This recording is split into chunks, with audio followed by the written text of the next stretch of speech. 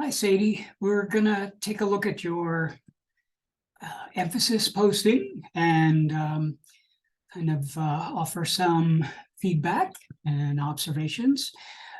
So we're gonna jump right in and take a look. I've already offered the overview where we talked about the objectives of the project itself. So with this individual kind of discussion, I'd want to kind of go into what I'm seeing composition wise, or maybe some tendencies in the photographs that I'm seeing here. It doesn't mean that that I'm right in terms of some assumptions, but I'm basically making observations and gathering from those observations what it seems like is going on with the images.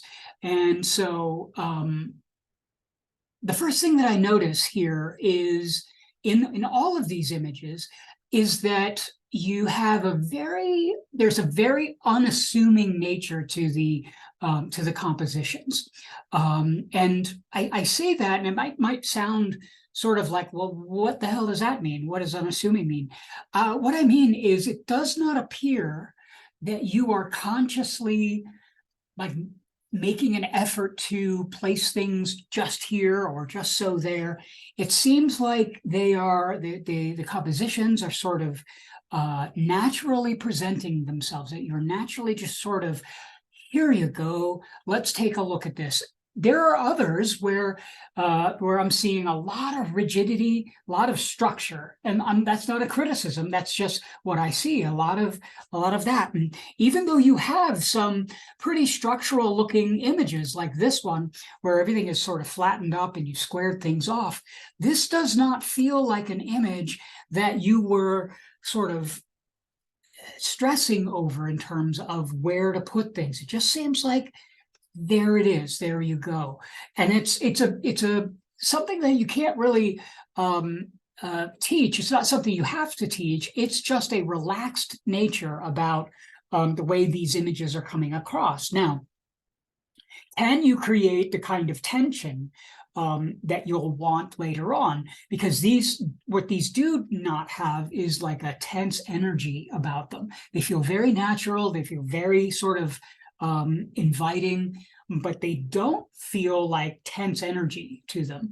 And so that comes from this sort of contrast of elements next to each other and very carefully juxtaposing certain things, while still we want them to remain unassuming in their structure and their composition. So what we'll want to do is to get you to use more contrast in your compositions while still maintaining that wonderful, beautiful, sort of natural balance to what you're doing. Images like this, you're using a blue sky very effectively. Images where you're bringing us in. This here, I mentioned this a couple of times with some other students, so coming into the line, coming into the corner here like this, is one of those things that at first might seem like, well, what's the big deal? It's coming out of there. What that's actually doing is it's pulling energy away from the rest of the photograph. If I give this example a lot, if I have a square like this and I look at the edges of that square, just these four corners, that's the most interesting part of it if it's a blank composition. If there's just nothing there, and then I just look at it, these four corners are the ones that are the most interesting because it changes direction. So in a rectangular composition, the corners already have energy, they already have a bit of interest to them. So we don't have to address them as much as we would other elements in the compositions. So we still pay attention to them, but we don't want to actively draw attention to them unless that's a very deliberate effort to pull somebody's view to a particular other place. So what happens is when you have these lines that run right into the corner here, is it doesn't pull our eye into the image, it pulls its eye out of the image. So To fix that, you simply move the line up or down. You pull it out of the corner just by moving the camera just a little bit. That would change the entire energy of the photograph altogether. Something like this. Do you see how this line does not, whoops, where was I? Whoop, oops, oops.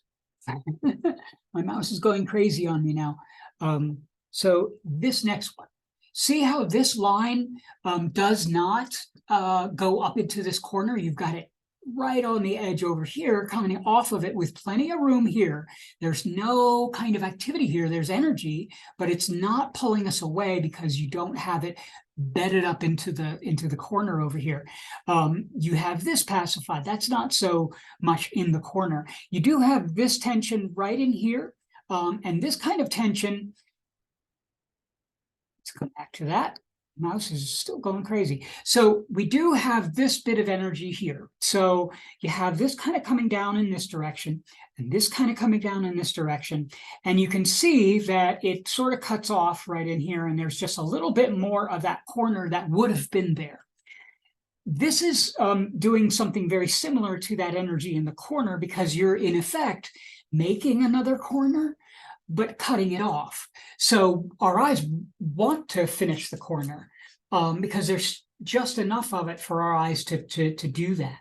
So what we want to do is either cut it off earlier, so trim somewhere up here before it begins that descent like that, or allow it to be completely within the frame and up enough so that our eye can travel around the bottom of it and come back up again. All of this is very tricky. All of it is very precise work that you want to be able to do, but at the same time maintain, like I said, the natural kind of feel that you have in your imagery, because you do have a very sort of natural feel. Here we got that in the corner again. So I hope you understand what I'm talking about there, and it's a very easy fix. That's the good news.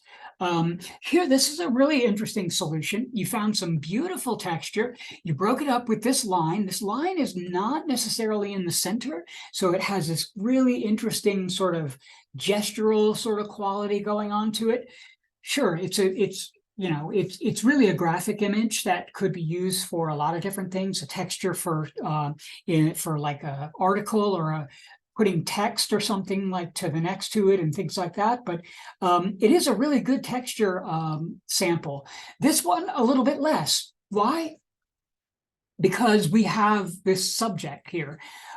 Text will always kind of draw us into reading, and it pulls us away from a lot of different things. So we have to be very cautious about that. Also, we have some information up here that doesn't seem to be really collide going on, contributing to the rest of the image. This one seems to be one of those sort of throwaway images, maybe of all of them, the one that seems to not be working in the same way that some of these others, which are so elegant and beautiful, seem to be working for you.